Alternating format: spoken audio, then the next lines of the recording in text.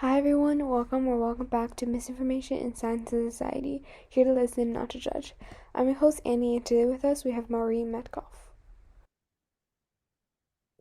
All right, so welcome. Could you please introduce yourself a little bit and what you do? Okay, I'm Maureen Metcalf. I'm the founder and CEO of the Innovative Leadership Institute. We've been in business for a little over 20 years, and our focus is helping leaders innovate or update how they lead to respond to the changes we're seeing in the world. And the reason this matters, so think about leaders who are, let's use a physician as an example. When they have time to learn new stuff, they're learning how to be a better physician. And yet, as a physician leader, they're not necessarily spending the same amount of time learning how to update their leadership skills as they do their medical skills. And for leaders, it's imperative to understand how to be an effective leader, not just the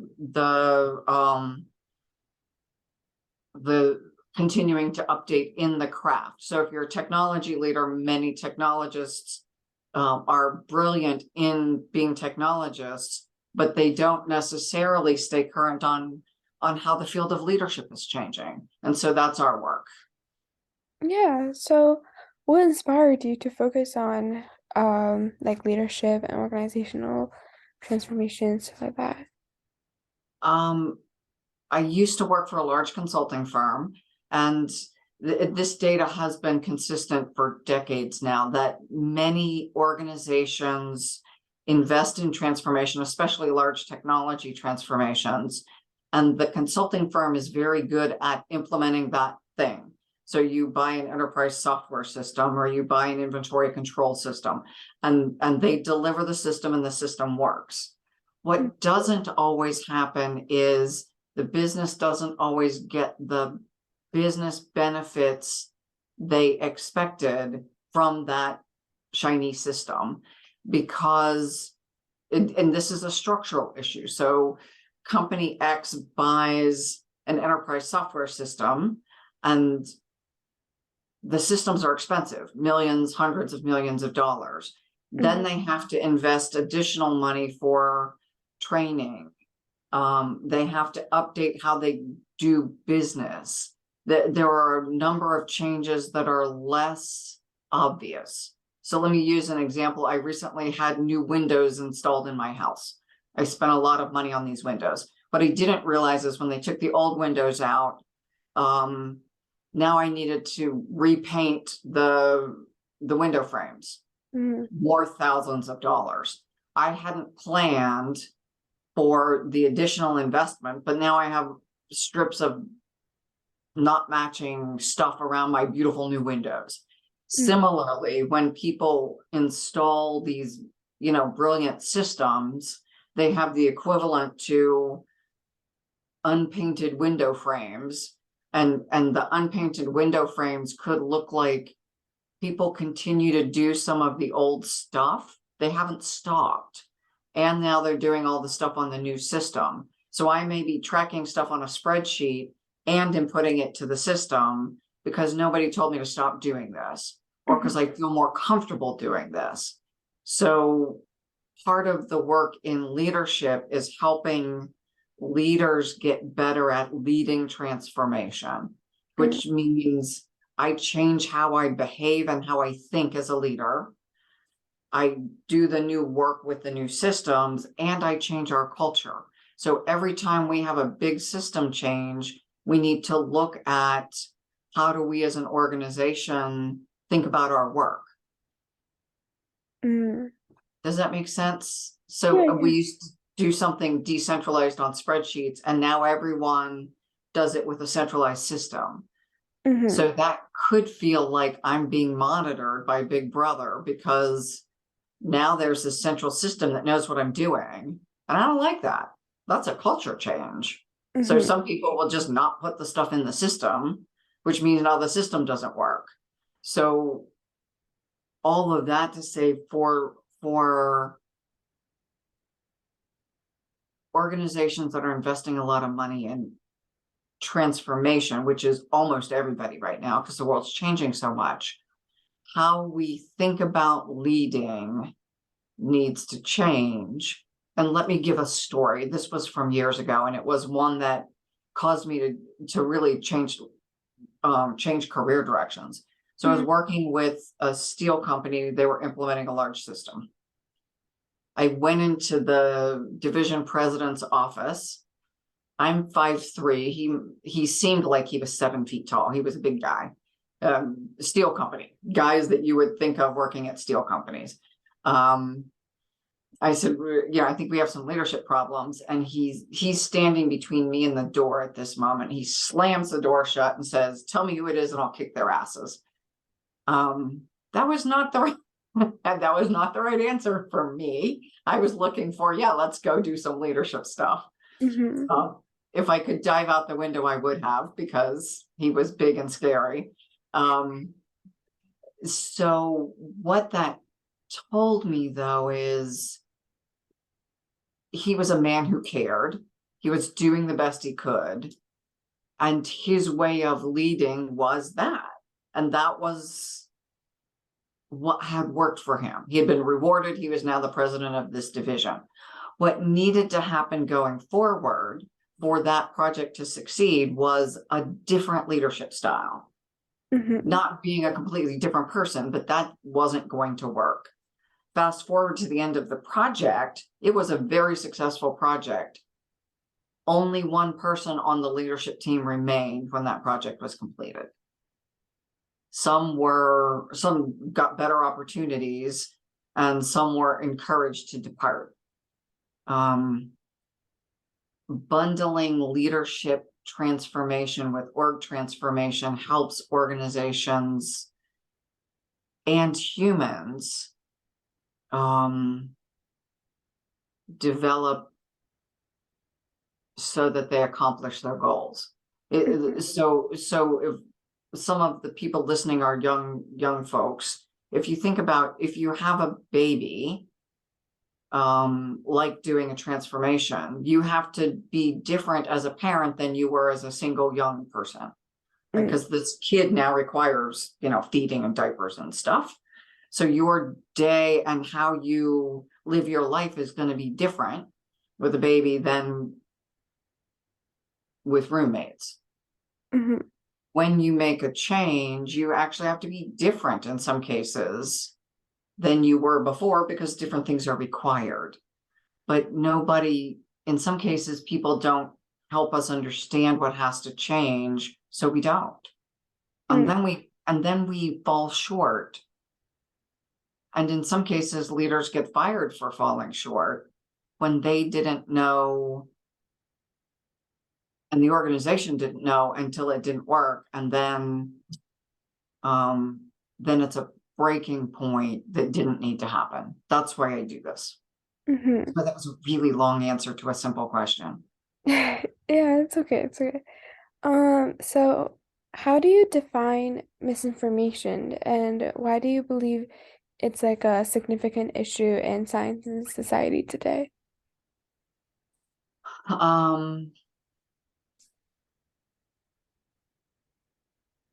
So misinformation probably comes to me in a couple of different forms. There is accurate information presented too broadly. So I may tell you something is true.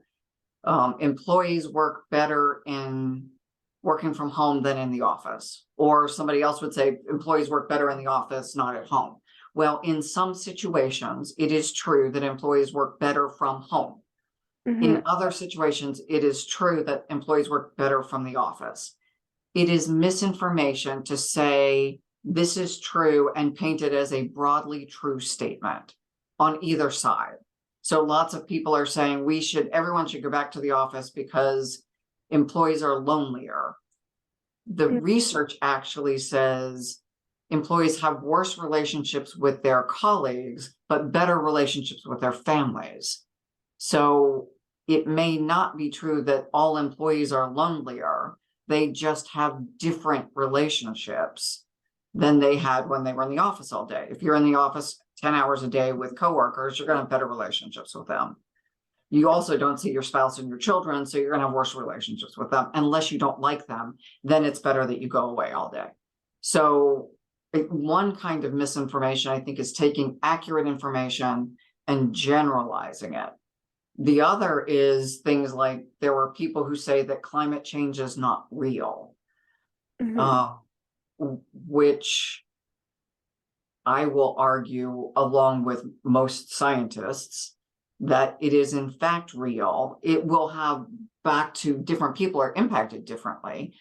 If you live in Bangladesh, you're now dealing with floods on a regular basis of a proportion that was not happening either ever or often. Hmm. And so in some geographic locations, climate change is having a bigger impact than others.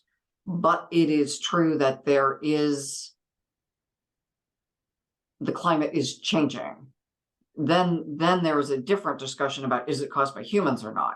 But it seems like we get caught up in this, there is no climate change. In fact, there is evidence that there is climate change.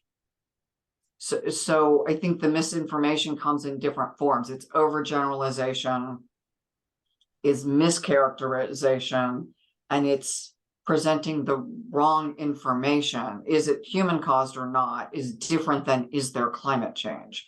So I think there are a range of ways that people use data inaccurately, in some cases naive. I Hmm. just didn't understand the use of data. The other is they use it to manipulate their own outcome. And in science and society, so if I'm using it so that people vote for me, and I have my supporters want you to believe that, let's because there was another school shooting this week. The data suggests that the top cause of death for children is now guns. There is another set of people who say guns should be legal, and then there are people who say there are the no gun people, the guns without restriction people, and then the people in the middle. Hmm. If I am running for office and I represent the gun people, I'm going to cite data.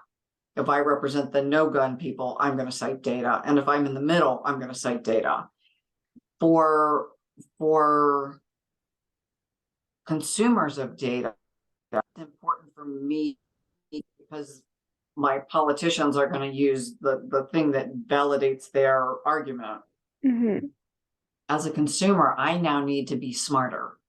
I now need to find sources of information that are less biased. Mm. I probably need to understand what's the underlying motive for sharing this data. Yeah. So, how can leaders identify misinformation within their organizations and kind of like work to like counteract the negative effects? Okay. Depends on their organizations. Mhm. So one is having multiple sources of data. So we use the gun example. If I have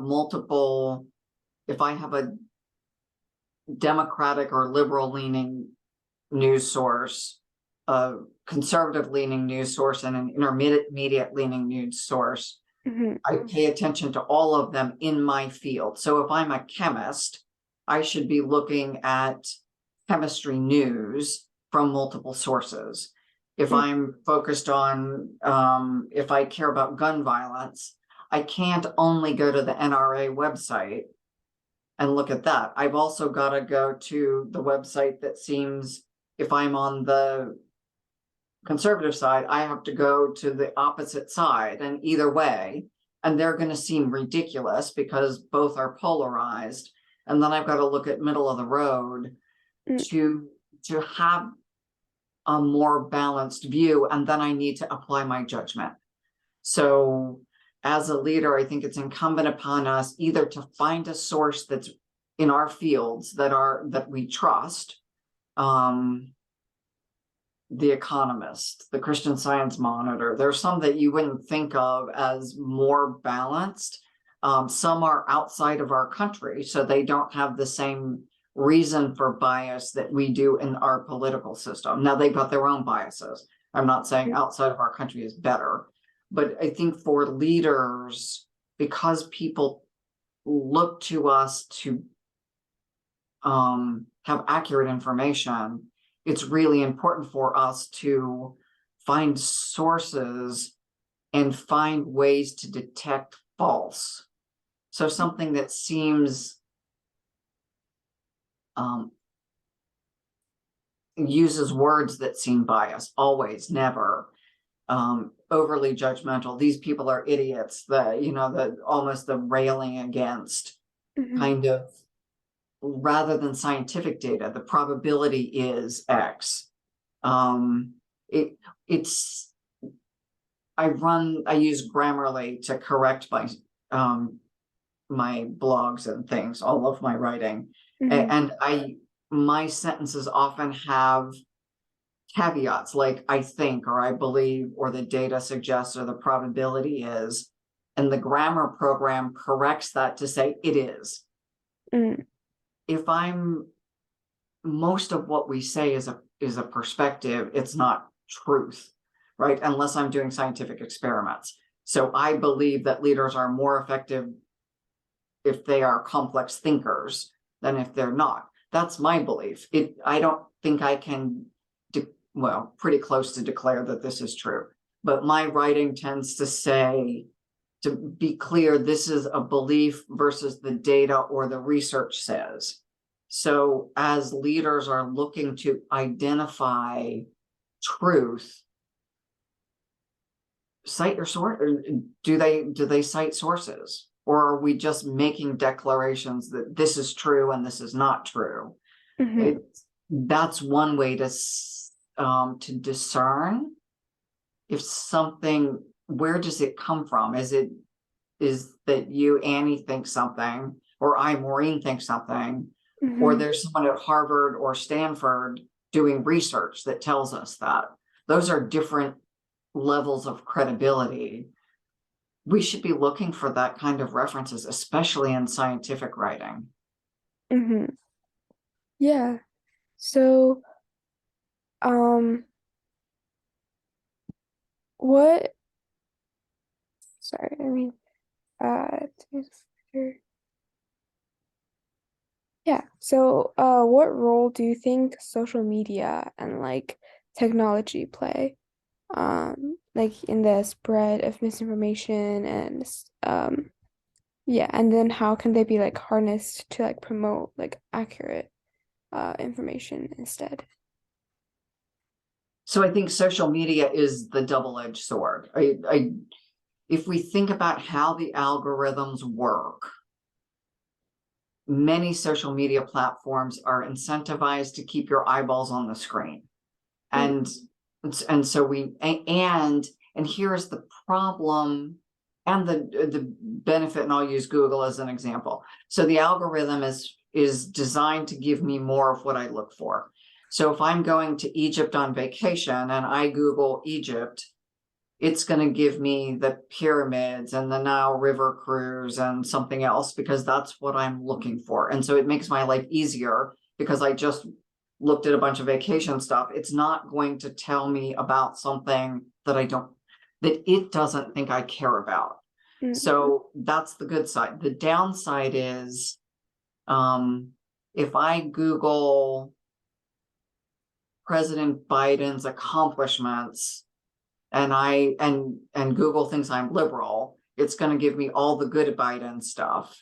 And then if I Google Trump's bad, it's going to give me all the bad Trump stuff. Now the algorithm thinks I dislike Republicans and I like Democrats. So every time I Google something, it's going to give me more information that reinforces what it thinks I want.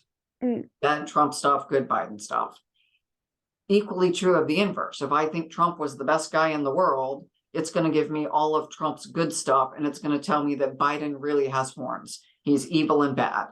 So the algorithms underlying the platforms, because they are designed to make our lives easier in some ways and keep our eyeballs there, I have to consciously ask my computer system to give me opposite points of view, because Uh, it doesn't know. It only reinforces what it thinks I want, mhm, right? So if I then do the same thing with social media, Facebook and others, the platforms are designed to give me things to keep my eyes on the screen. mhm, So headlines that are salacious, we all read them, right? Like there was something recently about Les Wexner, the former board chair of Ohio State, and it said Lex and his cadre of flying monkeys. Like, huh? And it was a takeoff on Lex Luthor and something. mhm, And I read it because, like, flying monkeys, what does that have to do with the president of Ohio State leaving? I think one, we all click it because it seems more interesting than whatever else work stuff we're doing. mhm, But I think the platforms have some responsibility for trying to help fact check, but they can't be entirely responsible. As a user, I need to fact check what I post, and others do. And I forget the name of the site, but periodically someone would post something, I don't know, mass shooting, 10,000 people dead in Columbus, Ohio because we don't like people who wear red and gray. Pick something ridiculous.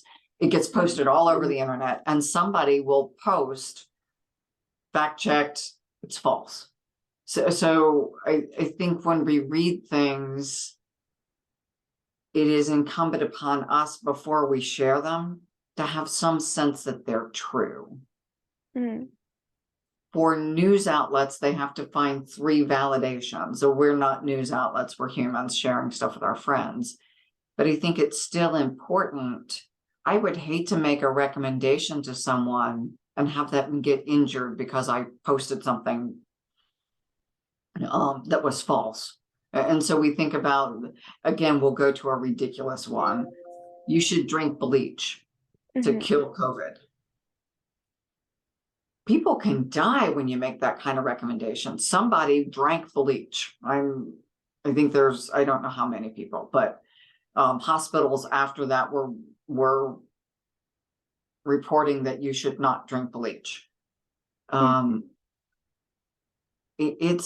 there are consequences for us not being responsible in what we do in the world, whether it is what we post, especially what we post on social media, because people are more likely to believe something from a trusted source. So you're my friend, you post something or you tell me something. Guess what one of our friends did? I'm going to think you know, and I'm going to believe you. Now I start responding to that friend differently because of something you told me. mhm, What if it's not true? What if we treat someone badly and they commit suicide, and it's all because someone believed something that wasn't accurate? The consequences are serious. They're serious in science, but they're also serious with friends who believe things, and instead of reaching out to help each other, we share it and make fun of someone. mhm. Yeah, absolutely. So, um, how can then like educators or like leaders or like how can they both in like formal and informal settings like help students or like people in like organizations to like develop like the critical thinking skills um to like necessary to like identify and then like the accurate information from the mis or disinformation.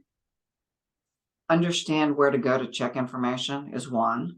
Mm-hmm. Um, for teachers and leaders, continuing to ask the question, do you believe this and why? Give me your sources. So did it come from CNN? And did it come from even CNN or Fox or MSNBC, whichever news source? There are news shows and there are opinion shows. So Mm, is this an opinion or is it researched? If it's research, so if they have and I'm thinking of NPR often has different researchers come in and talk about their research. mm-hmm, That is more accurate to me than the interview with some random person on the street who likes or doesn't like something. And usually the news shows clarify this is so and so and this is their credentials, versus this is the opinion of